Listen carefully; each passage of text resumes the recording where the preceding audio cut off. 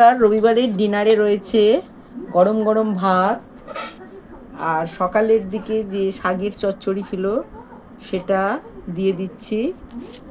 আর আজকে রাত্রিবেলা করেছি চিকেন। দেখো, এটা কড়াই চিকেন বানিয়েছি, অর্থাৎ কড়াইতেই আমি বানিয়েছি।